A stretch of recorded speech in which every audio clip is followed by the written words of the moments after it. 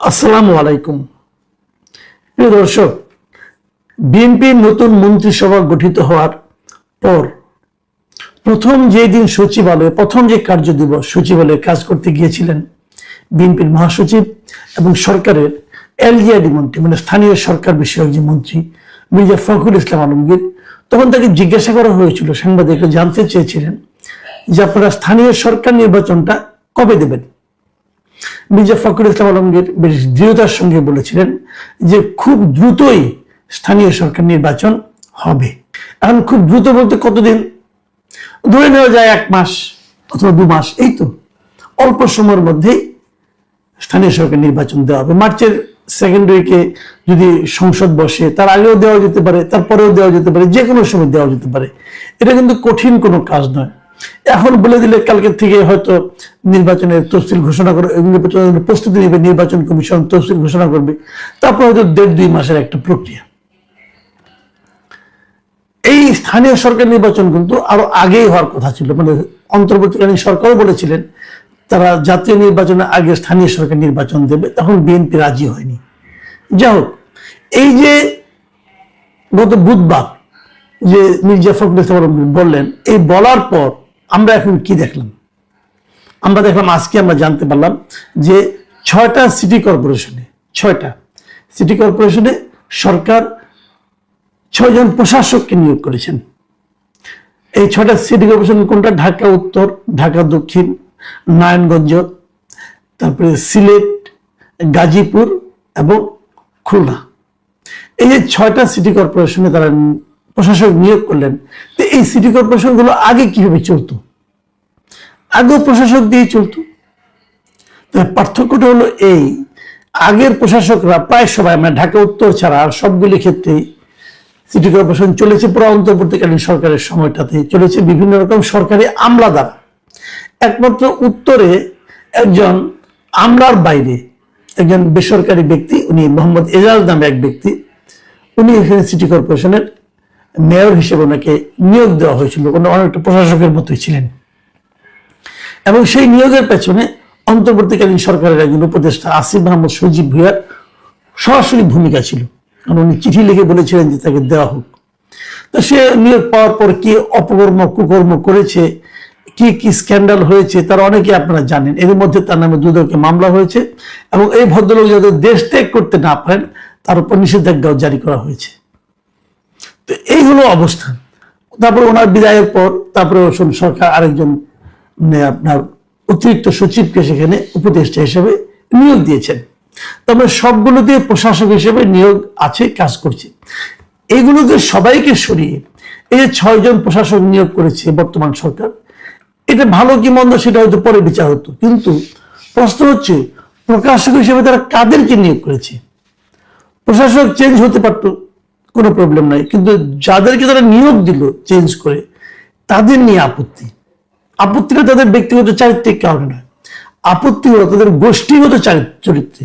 গোষ্ঠীগত মানে বলছি আমি, যে 6 জনকে নিয়োগ দিয়েছে, এই 6 জনকে আপনি একভাবে চিনতে পারবেন। সেটা হলো কি, এরা 6 জনই বিএনপির নেতা, যার যার এলাকায় প্রত্যেকে বিএনপির নেতা, এবং এরা কেন্দ্রীয় নেতা, কেউ আঞ্চলিক নেতা, কেউ বিএনপির নমিনেশন পেয়ে নির্বাচনে হেরেছেন, তারপরে তাকে দেওয়া হয়েছে।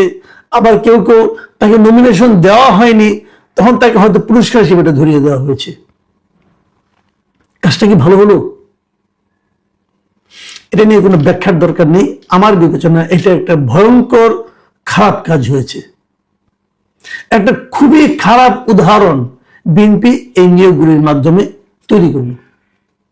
দেখুন, আমি তার আগে বলে নেই কারা কারা এখানে হয়েছে। ঢাকা দক্ষিণ সিটি কর্পোরেশনে এখানে আব্দুল সালাম সাহেবকে দেওয়া হয়েছে। আব্দুল সালাম সাহেব বিএনপির প্রবীণ নেতা। উনি অনেক আগে, একসময় এই যখন অবিভক্ত যখন সিটি কর্পোরেশন ছিল, তখন এটা সম্ভবত এরশাদের আমলে, তখন উনি এই সিটি কর্পোরেশনের ডেপুটি মেয়র ছিলেন, অনেক আগে। কিন্তু তার মানে আজকে থেকে প্রায় আপনার 30-40 বছর আগের কথা বলছি আমি, উনি এখানকার ডেপুটি মেয়র ছিলেন। তার মানে উনি এই পদের জন্য যে যোগ্য ব্যক্তি, কোনো সন্দেহ নাই। এবার উনি যখন মনোনয়ন না পেলেন, তখন আমি একটু চিন্তা করলাম, তোনাকে ওনার মতো সিনিয়র লিডারকে মনোনয়ন দেওয়া হলো না কেন? পরে শুনলাম যে না, ওনাকে ঢাকা দক্ষিণের মেয়র বানানো হবে, এই জন্যই তাকে মনোনয়ন দেওয়া হয়নি। তো মেয়র বানানো হবে কিভাবে? মেয়র বানানোর জন্য তাকে ইলেকশন করতে হবে। ইলেকশন করলে কে দাঁড়াবে না দাঁড়াবে এটা তো আমরা জানি না, হয়তো ইলেকশনের জন্য অপেক্ষা করতে পারছিলেন না, দিয়ে দিলেন মেয়র হিসেবে নির্বাচন, তবে প্রশাসক হিসেবে নিয়োগ করে দিলেন, মানে উনি ভার্চুয়ালি মেয়রের মতোই কাজ করবেন। আচ্ছা ফাইন। তারপরে আমরা ঢাকা উত্তরের কথা বলি। ঢাকা উত্তরে নতুন প্রশাসক নিয়োগ করা হয়েছে মিস্টার শফিকুল ইসলাম খানকে। এই শফিকুল ইসলাম খানকে উনি হলেন গিয়ে এই যে মিরপুরে একাংশ, কাফরুল, কাজীপাড়া, শেওড়াপাড়া এই এলাকাটা নিয়ে যে সংসদীয় এলাকা ছিল ঢাকা 15, এই এলাকায় তিনি বিএনপির পদপ্রার্থী ছিলেন। এখানে উনি নির্বাচনে হেরে গেছেন জামায়াতের আমির ডক্টর শফিকুর রহমানের কাছে। সম্ভবত এই পরাজয়ের সান্ত্বনা হিসেবে ওনাকে ঢাকা উত্তরের নতুন প্রশাসক হিসেবে নিয়োগ দেওয়া হয়েছে। এর আগে উনি যুবদলের কেন্দ্রীয় কমিটির সহসভাপতি ছিলেন। তাছাড়া তিনি ঢাকা মহানগর উত্তর যুবদলের সদস্য সচিব ছিলেন। শফিকুল ইসলাম খান কেমন লোক কি সমাচার সেটা ব্যাপার না, ব্যাপারটা হলো উনি মেয়র কাজের জন্য, মানে মেয়র হিসেবে প্রশাসক হিসেবে কাজ করার জন্য ওনার কোনো অভিজ্ঞতা নাই, এবং উনি বিএনপির নেতা একজন। আচ্ছা, খুলনা সিটি কর্পোরেশনে সেখানেও দেওয়া হয়েছে একজন হারু পার্টির কাছে, বিএনপির খুব প্রবীণ নেতা, অনেকদিন ধরে বিএনপি আগলে রেখেছেন মিস্টার নজরুল ইসলাম মঞ্জু। উনিও কিন্তু এবার নির্বাচনে খুলনা 2 আসনে, মানে সোনাডাঙ্গা ও সদর, এই আসনে ধানের শীষের প্রার্থী ছিলেন, এবং উনি জামায়াতে ইসলামের খুলনা মহানগর শাখার সাধারণ সম্পাদক শেখ জাহাঙ্গীর হোসেন বেলালের কাছে নির্বাচনে পরাজিত হয়েছেন। এখন এই পরাজয়ের পর ওনার মনে নিশ্চয়ই কোনো মনোবেদনা তৈরি হয়েছে। সেই মনোবেদনা লাঘবের জন্য ওনাকে আরো বড় পদে, মানে ওনাকে মেয়র পদে মনোনয়ন দেওয়া হয়েছে। মেয়র ঠিক নয়, প্রশাসক। প্রশাসক আর মেয়র একই রকম মনে করবেন। গাজীপুর সিটি কর্পোরেশন, সেখানেও মেয়র হয়েছেন নতুন একজন মেয়র, মানে নতুন একজন প্রশাসক নিয়োগ করা হয়েছে মিস্টার শওকত হোসেন সরকার। এই শওকত হোসেন সরকার গাজীপুর মহানগর বিএনপির সভাপতি। উনি অনেকদিন ধরে 2013 সালে যখন গাজীপুর সিটি কর্পোরেশন হয়, তার আগে তিনি ওই এলাকার যে কাশিমপুর ইউনিয়ন আছে একটা, সেই কাশিমপুর ইউনিয়নের চেয়ারম্যান ছিলেন। এই পদে তার বাবাও চেয়ারম্যান ছিলেন গিয়াসউদ্দিন সরকার, তার চাচা সোহরাবুদ্দিন সরকার তিনিও চেয়ারম্যান ছিলেন, এমনকি তার দাদা জাবেদ আলী সরকার তিনিও এখানকার চেয়ারম্যান ছিলেন। তো উনি অনেকদিন ধরে চেয়ারম্যান ছিলেন কাশিমপুর ইউনিয়নে। এবার উনি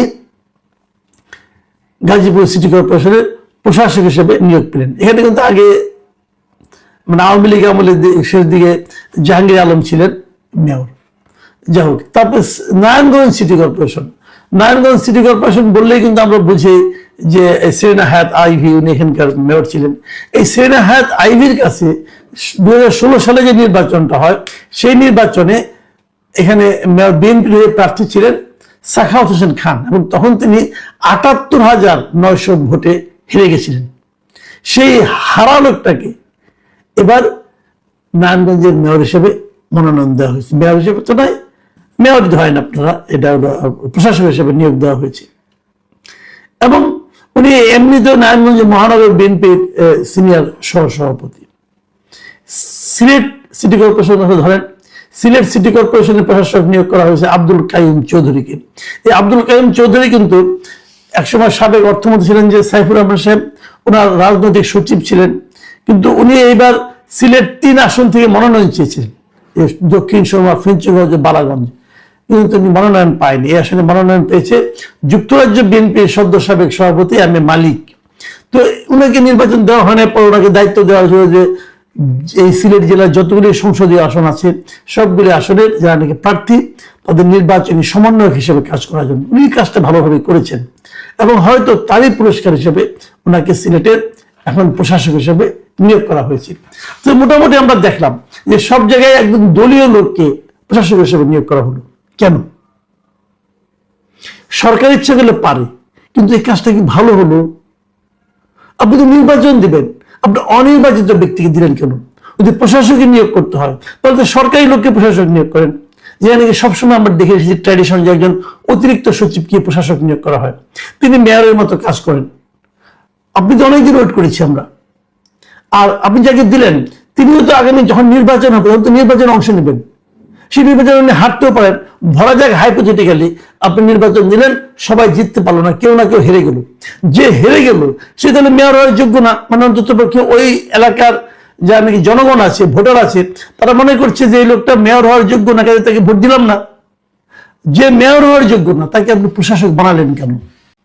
প্রশাসক আর মেয়র কিন্তু মোটামুটি ভার্চুয়ালি একই কাজ করেন, একই ধরনের ক্ষমতা তারা ভোগ করেন।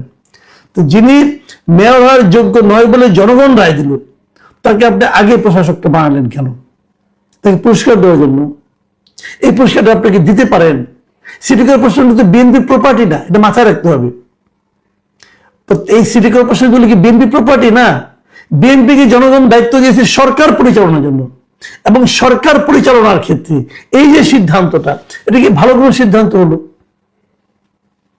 এটা কি একদম নিরপেক্ষ কোনো সিদ্ধান্ত হয়েছে? কেন এটা করলেন আপনারা? আমরা কিন্তু বিএনপিকে অন্যরকম ভাবছি এখন। আমরা শুরু থেকেই বলছি যে বিএনপি আমাদের গতানুগতিক রাজনৈতিক দলগুলোর মতো আচরণ করছে না, তারা অন্যরকম একটা সবার জন্য সরকার, সবার হয়ে নিরপেক্ষ আচরণ করার চেষ্টা করতেছে। আমরা সেটার প্রশংসা করছি। অন্তত 7-10টা দিন আমাদেরকে দেন প্রশংসা করার জন্য। আমাদের এই সুযোগটা আপনারা নিয়ে নেবেন। এরকম এত দলীয় সিদ্ধান্ত এর আগে কোন দলীয় সরকারও নেয় নাই। এর আগে কোন সরকার এরকম ভাবে সিদ্ধান্ত নেয় নাই। আওয়ামী লীগের আমরা দেখি নাই যে এইভাবে 6-7টা সিটি কর্পোরেশনে নিজের দলের লোককে প্রশাসক বানাই দিতে দেখিনি এর আগে। এবার দেখলাম। তাহলে বিএনপি কি আওয়ামী লীগের সঙ্গে কম্পিটিশনের নামছে? দলীয় কেমন কাহাকে বলে কত প্রকার কি কি আশা দেখাই দেয় নাকি? এটা কি মানে এটা তো আপনার প্রপার্টি না রে ভাই, এটা তো মাথায় রাখতে হবে। তো আপনি এটা কি করতেছেন আপনারা? ফখরুল আলমগীর সাহেব, ওনাকে আমি খুবই সেন্সিবল লোক মনে করতাম। মাঝখানে ওনার এলাকায় আওয়ামী লীগের লোকজনদের কি বলছেন যে এখানকার সবার মামলা তুলে নেওয়া হবে, এগুলো দেখে একটু মনটা খারাপ হয়েছিল যে বুড়া হয়েছেন, বয়স হয়েছে, এলোমেলো আচরণ কেন করছেন? ওনার এই আচরণটা তো আমার কাছে আরো ভয়ঙ্কর লাগতেছে। আমরা তো এই আচরণ আপনাদের কাছ থেকে প্রত্যাশা করি না।